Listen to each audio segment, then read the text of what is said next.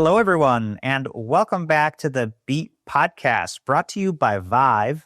I'm so excited to be recording an interview today with Ted Ferrin. He is the Senior Vice President of Payments Innovation at Zelis.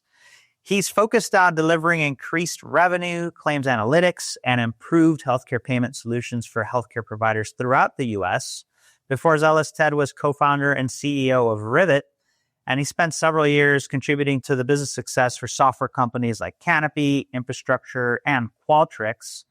Just such a pleasure to have you on the podcast, Ted. Thanks for joining us. Yeah, you bet. Thanks for having me on, Saul. Of course. And hey, look, I want to start off the conversation just kind of recognizing some of the announcements that you guys made at Vive, in particular, the acquisition of Rivet, as well as the introduction of Zap Edge. So would love to learn more about the company, but also more about the announcements that you guys made. Yeah, it's obviously big news when you start a company and set off to try and build it into something valuable and impact the market and customers. You know, I guess somewhere in the recesses of your mind are like, all right, how will this end? Will we be acquired? Will we be successful enough to go public? Will we fail entirely? You know, and so there's many outcomes that happen to startups. And so I think the prospects of joining Zelis and the incredible scale they have, the incredible impact they have really across all healthcare stakeholders, payers, providers, patients, like they're in a very unique position to influence everybody, was honestly kind of a dream. You know, in our mind, it helped Rivet. I guess the way I think I've been phrasing it is that it makes Rivet immortal. We are going to be across hundreds of thousands of provider organizations versus in our previous model, more like limited to thousands. So just the scale is incredible. I think that was a big driving force that got us innovate and bring some really magical things together. That's awesome, man. Yeah, I love that it worked out for you and the crew that way. And so now at Zelis, talk to us about the most important innovation the team is focused on and what problem it's designed to solve. Yeah. So as I mentioned, Zelis sits in a very interesting position. It's this very consequential intersection of healthcare. There's money, there's data, there's trust, patients, providers, payers, like everybody is figuring out how to be on the same page and to make healthcare billing and reimbursement work for everybody. And so one of the first things that we're working on, and we actually started this as partners long before Zelis acquired Rivet, Zelis licensed some of Rivet's products. One of them, namely, we call Claims Insights.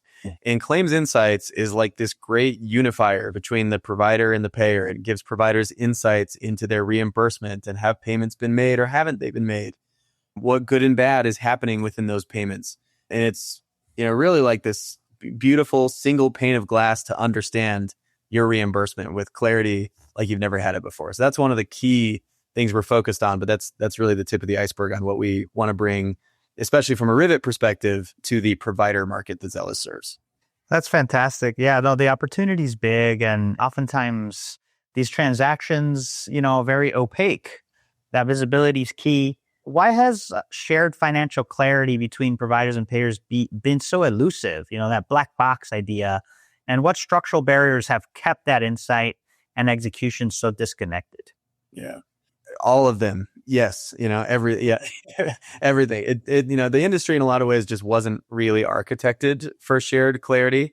I don't think that was intentional by any one party. It's complex. Healthcare is not, like putting consumer products on a shelf and seeing what they sell for and slashing the prices if they don't sell. And, it's a different animal. It's people's health. Sometimes it's elective procedures that you opt into. Other times it is burdens and curses that someone was unlucky enough that their body, is going through. And so how to price those, how to get people paid correctly for it, you can see how it leads to just a mess. So starting with things like payer contracts. And that was actually the founding premise of Rivet, way back when, as we saw this opportunity to help providers understand what is in their payer contracts. Very unique to healthcare.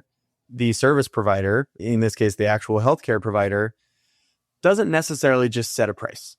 They do, sort of. That's their billed charge. But if they are treating somebody who has commercial insurance or really any form of insurance, ultimately that billed charge is worthless. It's gross revenue. It doesn't matter. It has no bearing on what the actual price of healthcare is.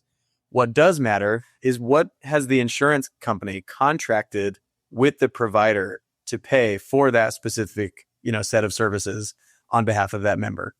Understandably, those payer provider contracts, there are especially for the payers, there are so many permutations of them, like millions and millions and millions of, think of this grid of the contracted rates that you're on the hook to pay.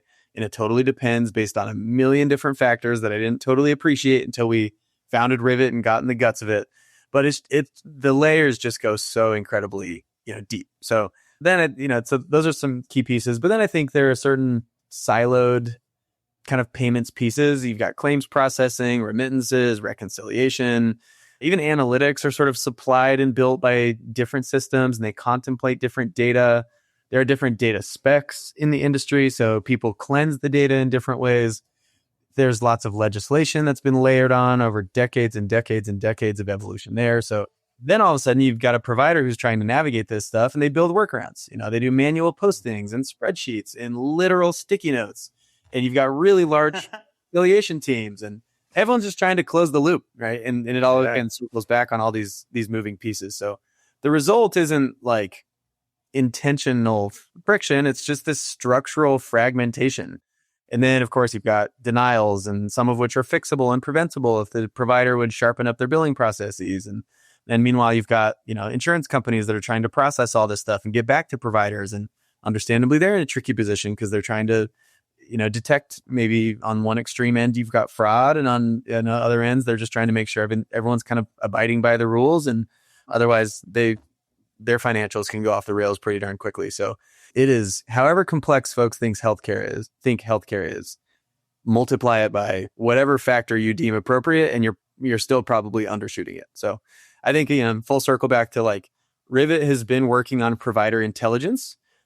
We're really excited to have the opportunity to bring that into Zelis's scaled payments infrastructure and really try and address that fragmentation and hopefully just really slash it and get providers and payers big time on the same page, ultimately in a way that patients hopefully feel and see a lot more clarity in their billing experiences. No, that's awesome, Ted. I appreciate that perspective. And anchoring again on this sort of transparency theme, it gets talked about a lot at conferences like Vive. But in your view, what do most companies misunderstand about what true transparency in healthcare payments actually requires? Ooh, where do we start? Again, transparency is certainly one of the most hotly debated topics in all of healthcare. Everyone gets frustrated, and literally all three parties, get frustrated by the lack of transparency. And in my view, a lot of it does stem back to things like those payer-provider contracts. They're tricky to manage. They're very difficult for payers to administrate. Obviously, patients aren't privy to those, and most patients don't really understand that dynamic exists. So, you've got a patient, for example, who will ask a provider, well, what's this going to cost me? And the provider's like, I don't know, call your insurance company, and then they call the insurance company. And then that can be really tricky for the insurance company because they don't exactly know what is the provider going to bill? What does the provider need to bill? Do you need this one service or this one code that might get billed for? Or do you need 5? And then it's not even as simple as giving you the prices or the contracted rates of each of those 5 services, because understandably, some of those might be redundant in a certain specific episode of care. And so they get a discount, that gets discounted in terms of what's going to be reimbursed to the provider. So there's just all these little hairy kind of inside baseball pieces that keep true transparency from happening. And so I think at the end of the day, what transparency requires: clean, normalized, structured data, as real-time of visibility as possible, workflows that can actually deliver that normalized, structured data visibly in real time to the right stakeholder at the right time, which is really tricky. And healthcare is operating on a lot of very old technology rails. Ultimately, like even alignment on definitions and financial logic across both sides of the transaction, I think it really takes all these. So if providers can see data but still rely on manual processes to reconcile it or interpret it, that's not really transparency. That's just sort of like reporting and still the stuff that keeps them up at night. I think transparency without that workflow integration, again, still is going to create some level of waste. So from our perspective, the gold standard is that true transparency would reduce rework. It would help a patient ask a question, get an answer. It would help a provider submit the right thing accurately the first time, and insurance not sending back the infamous chase of resolving that denial or figuring out where you went wrong, or rejecting a request for prior authorization or something like that. So we're really focused on our platforms like Zap Edge, being designed to move from this sort of like passive visibility to really embedding intelligence at the point of transaction. And again, back to the Rivet acquisition, that was a big driver. Is we can now fully, naturally, kind of organically embed really cool innovations like this claims insights right into the place where providers are seeing their payments, and being able to reconcile the cash, the remit, and the overall kind of insurance decision. Totally. Yeah, no, I see that. And I know like Zelis has been kind of, for the most part, payer side. So I think this gives Zelis that provider facing side. And if trust were truly designed into the payment process end to end, what would change for payers and providers in ways they'd actually feel day to day? Yeah, I mean, you call it out. I think historically, Zelis has certainly been focused, or at least been thought of, as a payer company, right? They're payers at their clients. But I think it took me a moment to appreciate over the form of our partnership and kind of leading up to the acquisition. But Zelis is in such an awesome spot where they pay providers on behalf of payers. And they've been working really hard for years now to be building up really strong value proposition to the provider. And Rivet was solely focused on the provider. That was our sole paying customer. And so for us, a company that's been really focused and obsessed with how do we help providers be on a level paying field and really understand what's going on, again, coming back to like real transparency in action. I think being able to catch Zelis at a moment where they're like, oh, we're investing big time in the value that providers feel like they get from us. We don't want to just drop off a payment and call it good. We want to help them. We want to help them in ways that help the payer. We want to help them in ways that help themselves. Certainly, we want to help them in ways that help the patient. Even just this morning, as I'm ramping up and learning more about Zelis operations and Zelis products, got a demo of Smart Shopper 365, this incredible platform that is for the members to shop for care, discover care. And it's so cool to just see, impact like that. So at the end of the day, I think back to your question, I guess I digress. Very, very excited. No, it's interesting though. I like the digress. Yeah. Yeah. That we can add to the provider in that big emphasis for Zelis now. But I think, trust shows up once operational relief has been captured for a provider.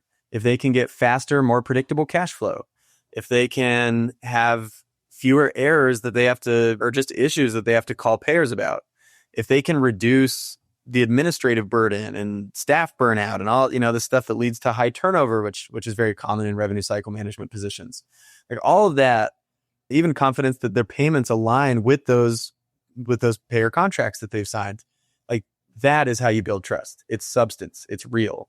For payers, I think fewer disputes, less rework. It lowers administrative costs for them.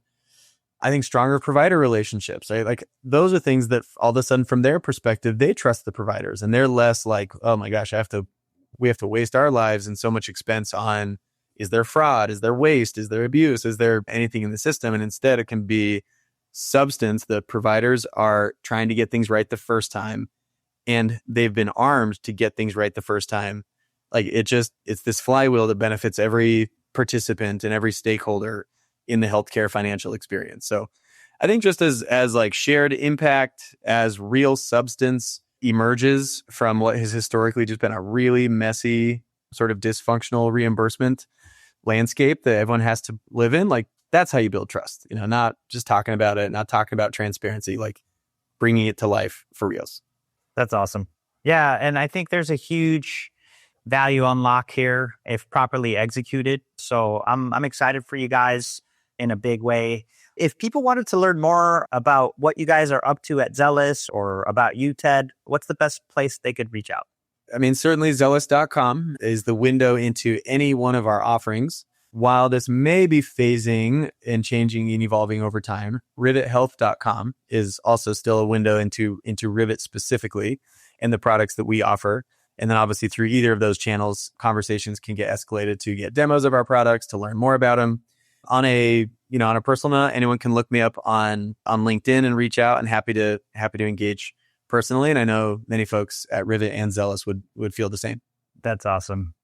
Well, Ted, thank you so much for joining us today. Folks, thank you all for joining us today on this episode of The Beat, brought to you by Vive.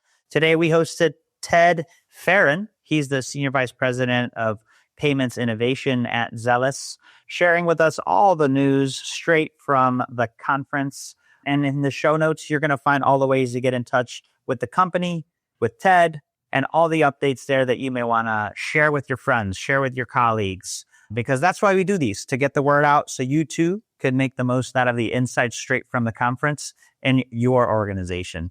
Thank you all for tuning in. And Ted, thanks for joining us. Thank you, Zal.